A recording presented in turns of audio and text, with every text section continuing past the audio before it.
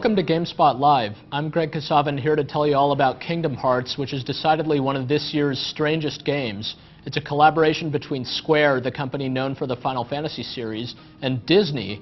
These two things really couldn't be too much further away from each other. On the one hand, you've got the brooding and kind of self-important characters of Final Fantasy, and on the other hand, you've got these light-hearted Disney characters like Donald Duck and Goofy. Suddenly, they're all together in one game.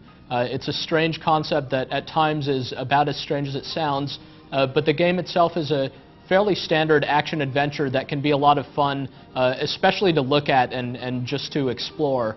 So those interested in the concept will no doubt be glad to hear that Kingdom Hearts, for the most part, lives up to its promises of bringing these two interesting worlds together in a somewhat understandable fashion.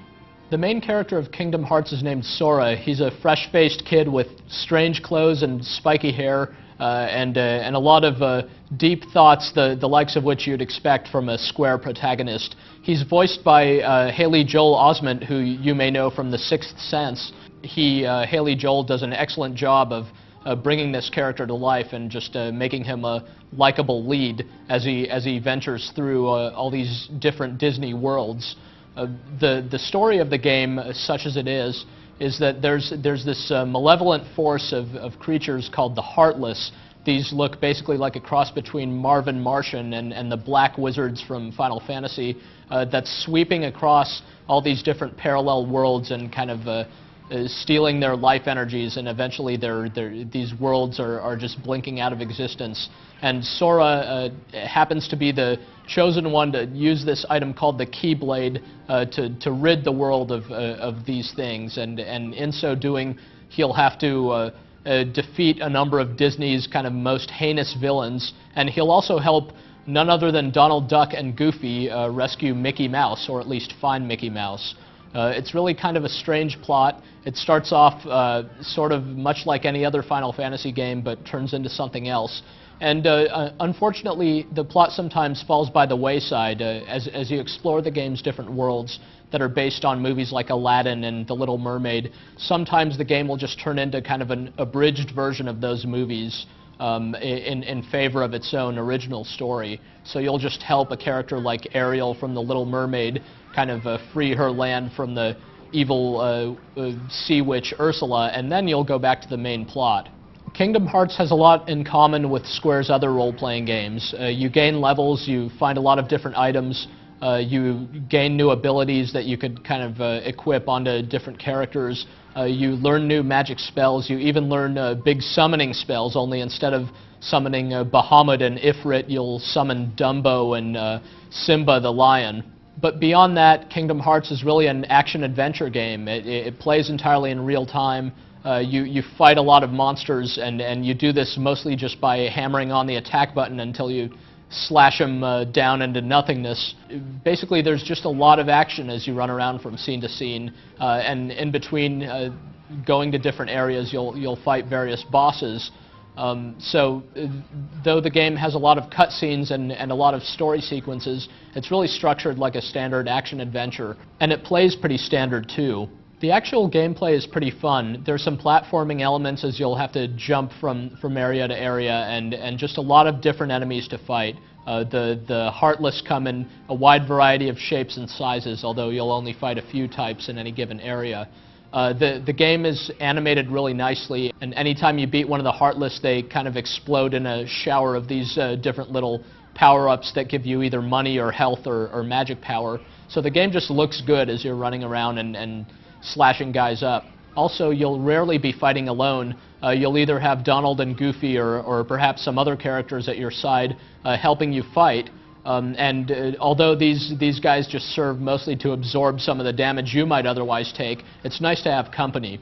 The gameplay does have some problems. The default camera is supposed to automatically center on Sora so that it's putting you in a clear perspective at all times. But whenever you get up against obstacles or when you round corners and so forth, it kind of gets all wacky, and you'll quickly want to switch over to the manual camera controls. That makes things more complicated because you have to rotate the camera around your character, and even still, sometimes when you're next to walls and such, it'll have some problems maneuvering around your character, but at least you can manage the camera to how you want it that way. I can say plainly that one of the best things about Kingdom Hearts is simply how it looks. The designers just did an outstanding job of bringing these Disney characters to life in full 3D.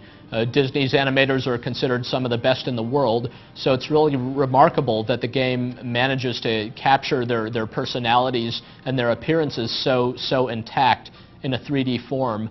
You'll really like seeing characters like Tarzan and the Little Mermaid and Aladdin, let alone Aladdin's genie in full 3D. You'll like getting to each new world just so you can see the new cast of characters there, and you'll have fun listening to them talk. The voice work in Kingdom Hearts is as impressive as the visuals.